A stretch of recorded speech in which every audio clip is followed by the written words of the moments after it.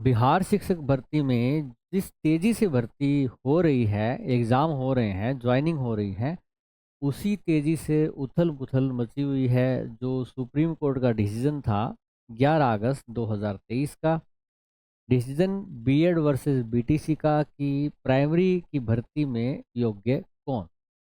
अब जो प्राइमरी का इश्यू है वो थमने का नाम ही नहीं ले रहा। बात बीएड को नहीं, वो डीएलएड को भी बाहर करने पे उतर आया है ये विवाद। बात क्या है? अभी बीपीएससी ने एडमिट कार्ड जारी किए हैं। जो बिहार शिक्षक भर्ती का फेज 2 चल रहा है, टीचर्स रिक्रूटमेंट एग्जाम TRE 2, उसमें बच्चों का एग्ज़ाम होने वाला है। एडमिट कार्ड आ चुके हैं, बच्चे एडमिट कार्ड डाउनलोड कर रहे हैं। एडमिट कार्ड डाउनलोड करने में एक आ रही है चेतावनी। ठीक है, क्या इश्यू आ रहा है बेटा, मैं आपको स्क्रीन पे दिखाता हूँ। ये एक बच्चे ने एडमिट कार्ड जब डाउनलोड कर रहा था तो उस टाइम उसका ये पॉपअप आ गया उसके सामने। ठीक है, और ये इशू ऐसे लिखा हुआ आया, जो मैं आपको अगले पेज पे उसने टाइप करके भी भेजा है, या कॉपी पेस्ट करके वो दिखा देता हूँ ताकि पढ़ने में दिक्कत ना हो।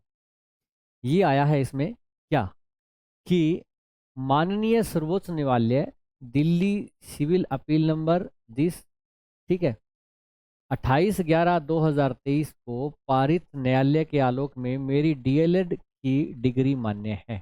ठीक है, ये बेटा डिसीजन है सुप्रीम कोर्ट का। एनओआईएस जो डिप्लोमा था, किसका डिप्लोमा का था? जो था आपका डीएलएड का। ठीक है, इसमें ये लिखा हुआ है कि इसके हिसाब से मेरी डिग्री मान्य है।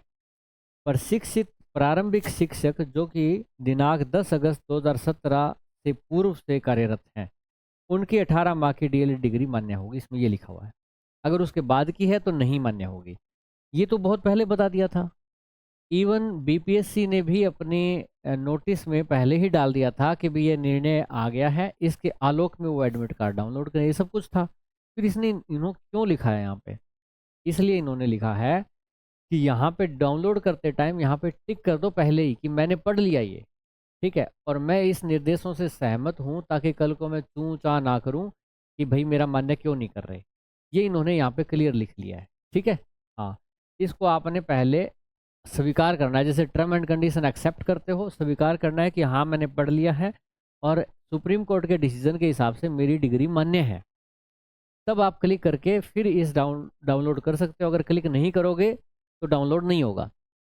क्लिक कर लिया तो फिर कल को कह सकते हैं कि जी आपको पता था तो आपने फिर ये क्यों डाउनलोड किया, क्यों एग्ज़ाम दिया, अगर आप एलिजिबल नहीं थे तो। ये इशू आ रहा है बेटा। तो मेनली किस चीज़ का इशू था ये था बेटा NIOS, जो NIOS डिप्लोमा था उसका इशू था।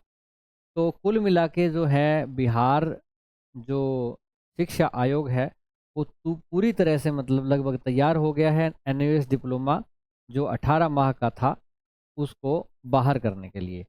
अब कुछ स्टूडेंट हैं जो काम कर रहे थे प्राइवेट स्कूल में, उनको अभी भी कन्फ्यूज़न है कि प्राइवेट स्कूल में हम काम कर रहे थे और हम 10 अगस्त 2017 से पहले कार्यरत थे।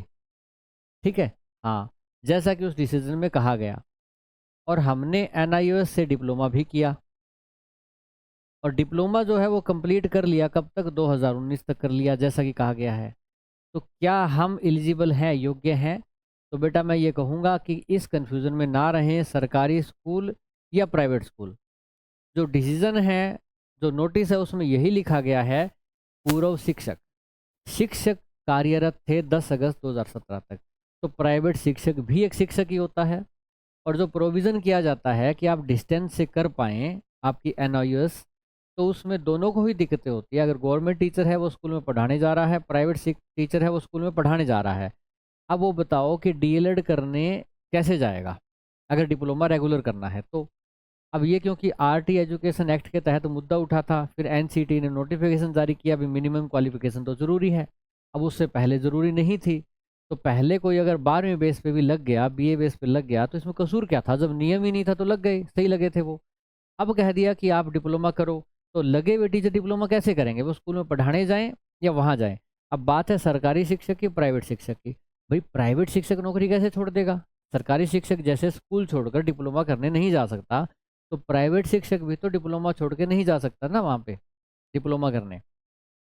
तो मेरे हिसाब से तो दोनों में ही मान्य होगी। प्राइवेट शिक्षक जो पहले कार्यरत थे पर उनके पास प्रूफ हो, कुछ ना कुछ, कुछ कागज, एक्सपीरियंस सर्टिफिकेट, कुछ ना कुछ होना चाहिए जिससे ये दिखा पाएँ कि वो कार्यरत थे और उन्होंने ये डिप्लोमा किया, तभी मान्य करेंगे। अदरवाइज तो हर कोई कह देगा जी मैं भी पढ़ाता था, मेरा भी मानो।